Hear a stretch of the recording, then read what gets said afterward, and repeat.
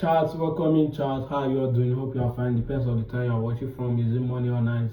Guys, I want to tell you the life. I want to tell you a story and the documentary of my life and what I've been going through and how I've been surviving and how God has been working for me. This video is for future purpose. I don't know why I'm doing this video. My mind just tell me I should do this video today. Don't know the reason why, and I'm going to post it on all my platforms. 2025, on the 23rd of February, Nigeria happened to me, and for video purposes, see this scar you are seeing on my body today. See all these scars. It's life that happened to me. It's Nigeria that happened to me. I know it's not easy to share this story. I pray life don't happen to you, and I pray Nigeria does not happen to you. I've done a spa study on this. It does not work. You can see it does not work, and which I'm still working hard to get more money to do the resurgery to make this go out of my body, because I was not born like this. I did not have this from the beginning. You check most of my old videos, my stuff. I still have some of my videos which I used to like open my body and the rest. It was not such like this. This appeared on my body after what happened to me and Nigeria that happened to me and life that happened to me on the 23rd of February 2025 by 8 p.m. in the evening, in which I was coming home. I was being kidnapped by the Fulani and Auchi herdsmen in Edo State, Auchi, and I was being taken to the bush. We trekked for good 3 days. I was being kidnapped on Sunday. We trekked from Sunday, Monday, Tuesday before we get to our destination. I stayed in the forest for good 1 week plus because I was being released Monday. Let me say Monday in the morning. Let me explain what happened. I was driving home that night, 8 p.m. around 7 to 8 p.m. That is the time this happened. I was inside the town that day. My mind was just telling me I should go home, go home, go home. Something bad is about to happen. Something bad is about, because my sister was at home and my other brothers and some of my family members, because we are living in a family life, and we are up to like 15 or 16 people there. And man of my mind say I should go. The other one say I should stay. Sometimes why you have to listen to yourself, and sometimes I don't know what to really say, but to God be the glory. I'm alive today to share my story and to share this to the public.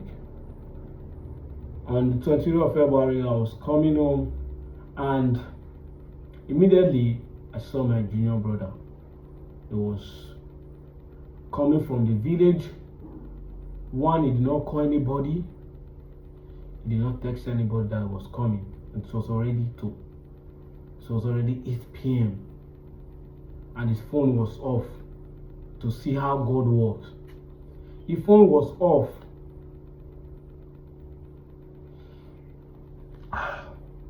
I know it's not easy. I want to cry, but I don't know.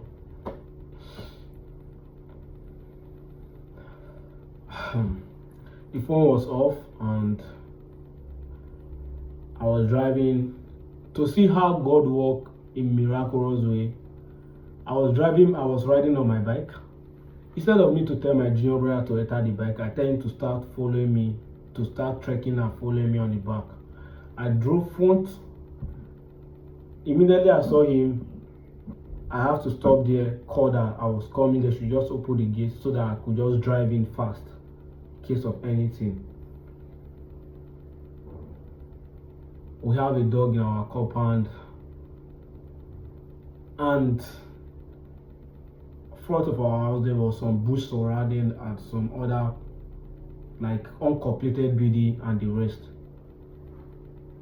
on there. So immediately I just stopped in front of my gate. The first thing I saw was a gunpoint. Do you know that kind of shock or imagination? All I could just talk about was to look back. I saw my junior brother. I tell him to run for his life, because at that point I did not know who the people were. Whether they were armed robber, there were other things I did not even I could not even calculate at that point of my life. I tell my junior brother to run. My junior brother has to escape for his life. And two, the other boy that was opening the gate was shocked at first.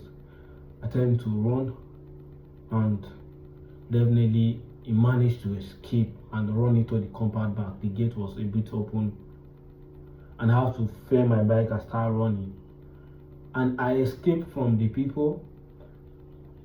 I ran into an uncompleted building because I ran into the bush to escape. I don't know. The next thing I fall into, I just saw myself dropping down, like from up coming down into uncompleted sockeway. You know those sockeway that they used to dig. Actually, most of like Asian and Auchi, they used to do all those stuff. When they start building houses, they would dig either well or sockeway and mold it up. That's where I fell off. I hit my head there, and the wood. You know, there's a wood that they used to cross the center. For those of you in Nigeria and all that know about building and the rest, they have the way they used to do that stuff. I hit my head there, and I fell. My foot fell down.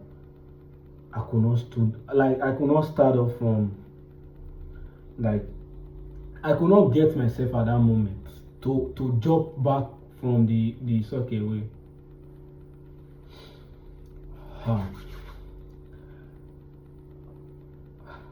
At that point, I don't know what was even going on. To be honest, I don't know. I can't lie. I don't know what was going on. See, I saw torches, like people bringing different torches. Come outside, come outside. Then I tried to jump out to escape. I was already held by the Fulani. I don't even know what was going on at that point. To be honest, what I remember vividly was that God, if today is my last day, the thing I was doing was to pray that today is my last day. I pray I should make heaven. God should forgive me my sins and everything.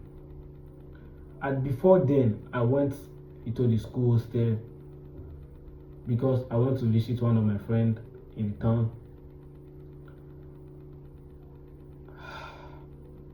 At that point, I was being beaten. Then they told me to surrender. If not, they are going to kill me. I have to raise up my hand, and they took my phone from me, and my shirt was being removed already. I just have to raise up my hand. I was being tied to the back. They took me to the front of our gate, and they were asking me questions that how many people are inside. I just told them it's only my sister. I start begging her, because then I start needing them that they should to call me, that anything they need, I'm going to give to them. Because they wanted to enter inside, like carry other people. I have to start begging, crying that they should call me. They say okay, they accepted, and they took me to the bush. We have to start trekking from that Sunday till Monday. We have to trek stop till Tuesday, that we'll get to our final destination where they will keeping people. Bro, when I come there, my life was messed up. I saw some other people that will be. Then I know that I was kidnapped. Because on our way trekking, they already explained to me that they need money, this or this.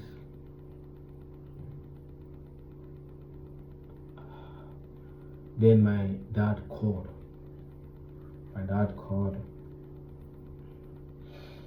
And they start by saying 100 million. Then I know I'm not going to make it.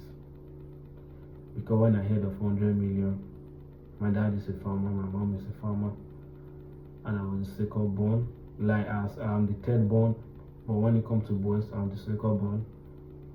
There's nobody in my family that have even 50 million at then, not to talk of 100 million. I know my life was finished. I started crying.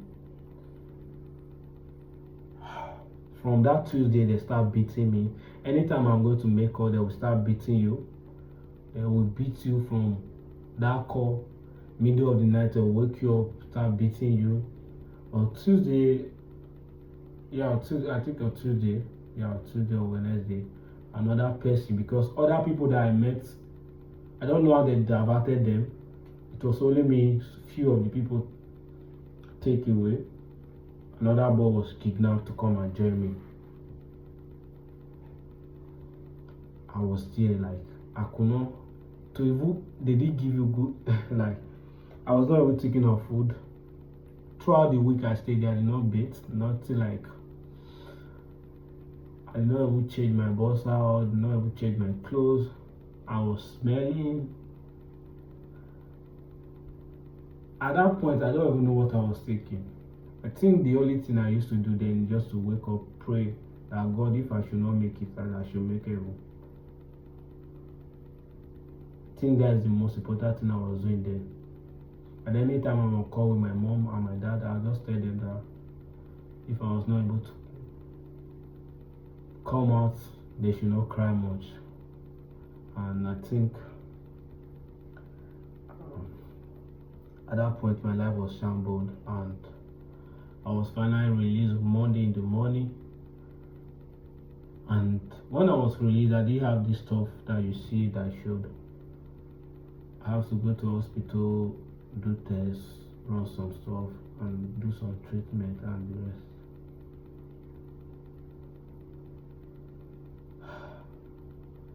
And then when I was released, the other boy was released the same day. They collected my phone and almost 10 million plus, because my mom has to borrow almost 6 million from loan. My community was to gather money. They contributed almost, I think, 1 point something million from my community. My brother has to borrow money and some other stuff before I was being released. Plus my phone and the money they collected, let me just say like 10 million. That was everything in total that was collected. They have to bring the money, I think 8 point something, then my phone was 1 point something. Then I have to bring the money in cash. They have to withdraw the money and bring to them. They have to count the money. We spend counting the money. They spend like, there are some parts I didn't explain, like when I was in the bush, what we went through and the rest. But I'm just sharing this video for future purpose and the rest. And to God be the glory on my life today. Before then, I was doing my content, because I've always been a content creator. I love doing content, streaming, and some other stuff. I'm alive to share my story today. Also, I'm grateful to God to see this day. Today is 3rd of August 2026. I'm grateful to God. All thanks to my family, friends, especially my community, my brothers, my junior brothers, my sisters, everybody, my friend, my best friend Sunday. I love you. Anytime you come across this video, my brother Tony, I love you. Martis, every other person. My best friend did a lot to me that I will never forget, even though I'm not able to pay back now. And my community did a lot to me that I will never forget. You guys should not really mind my English, you know. I love everybody that supported me, everybody that wished me well, everybody that be there for me. The person of my mom, my dad, my brothers, my friend, my family, and my community, especially my community people that contributed a lot, that prayed a lot, that we're going to different churches, different places to make sure I was out. I want you guys something special. I'm gonna make you guys proud one day. I love you.